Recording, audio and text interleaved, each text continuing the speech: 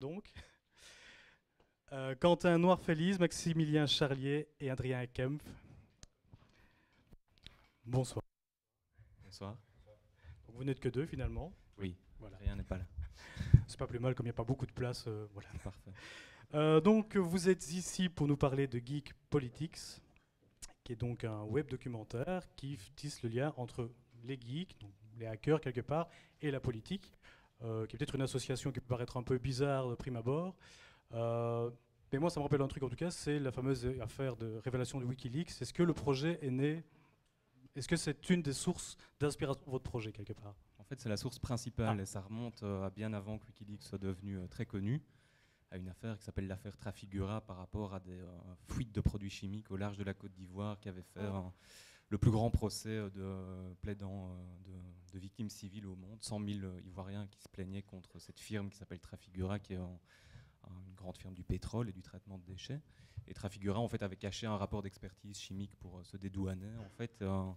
Et Wikileaks avec la BBC, etc., a révélé ça. Donc c'est là où j'ai commencé un peu à m'intéresser à Julian Assange, à son organisation, etc. Et puis après Wikileaks, quand ça a commencé à exploser après les Afghan Warlocks et les Iraq Warlocks, il y a eu beaucoup de documentaires qui ont été faits dessus. Donc on s'est dit qu'on allait gratter à la périphérie en fait, et qu'on allait voir qu'est-ce qui était à la base de ça. Et on s'est rendu compte qu'en fait les hackers, donc qui ne sont pas des pirates informatiques, mais qui sont plutôt des bidouilleurs, avaient en fait 40 ans d'histoire de conscientisation politique. Et donc on a commencé à fouiller, on s'est posé les questions de base, c'est-à-dire d'où vient Internet. Tout le monde croit qu'Internet, ça vient de l'armée américaine. C'est pas tout à fait le cas, ça a été financé un peu par l'armée américaine, par le Pentagone en tout cas, mais à la base c'était des projets universitaires et non pas pour communiquer en fait, c'était juste pour échanger de la puissance de calcul d'ordinateur. ah oui. Donc pas du tout quelque chose pour aboutir à Facebook, etc. Donc on a commencé à rencontrer ces hackers, on s'est rendu compte qu'effectivement ils avaient des discours très intéressants sur la transparence, ils avaient des discours intéressants sur la surveillance, et donc ça remonte dans l'actualité avec l'affaire Prism. Et donc voilà, en fait on a un peu navigué dans ces mondes-là, on allait voir les pirates pour savoir ça donne quoi des experts en informatique qui se mouillent dans l'arène politique. On voit que ça a des résultats contrastés. Ils n'ont pas été élus aux dernières élections allemandes alors qu'ils étaient sûrs d'avoir un siège au Parlement, etc. Donc voilà, on a fait ça. On a eu beaucoup de chance en fait parce qu'on est tombé sur un événement qui s'appelle le Chaos Communication Camp, qui est le grand rassemblement mondial des hackers qui a lieu qu'une fois tous les 4 ans dans une magnifique base aérienne de l'ancienne de la RDA. Et donc on a pu rencontrer beaucoup de gens là-bas en fait. Donc voilà, le projet petit à petit est difficilement vu le jour parce qu'on s'est dit est-ce qu'on va faire un documentaire, puis finalement on a fait un web documentaire. Et en fait on s'est dit, parce qu'on a quand même un très très petit budget, on est juste financé par une bourse du Fonds pour le journalisme en communauté française. Et donc on a plutôt donné la priorité au contenu parce qu'on s'est rendu compte qu'on pouvait retracer l'histoire du partage de connaissances et d'Internet jusqu'à Socrate par exemple.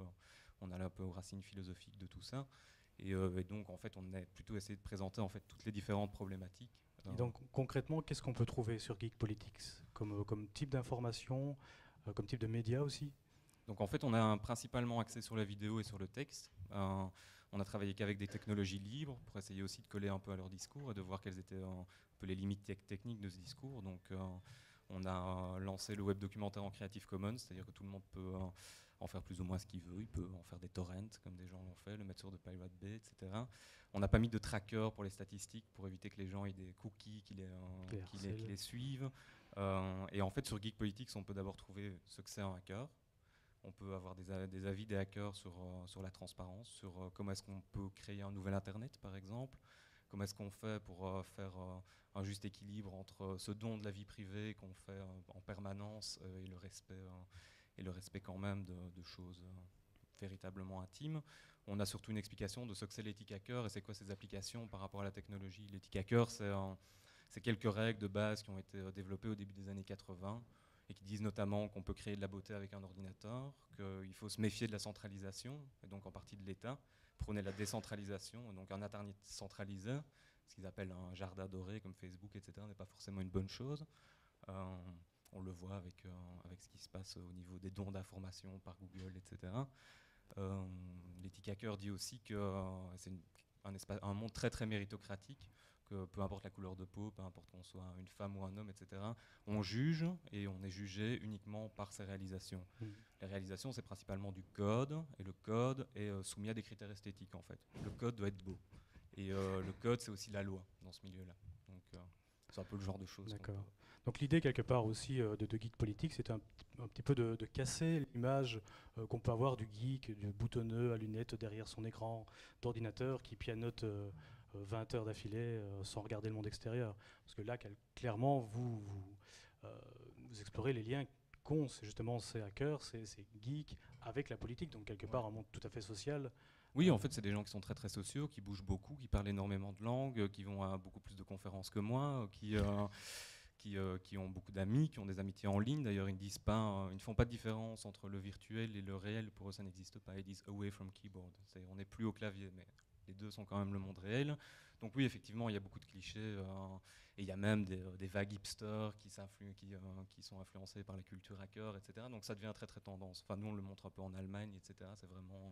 C'est un peu une hype pour le moment. D'accord. Vous êtes des geeks vous-même? Moi, un petit peu. Un petit peu. On est tous geeks à sa manière. Être geek, c'est avoir une passion incommensurable pour quelque chose. Bien, merci à tous les deux pour votre intervention et bonne chance pour tout à l'heure. Ce n'est pas beaucoup.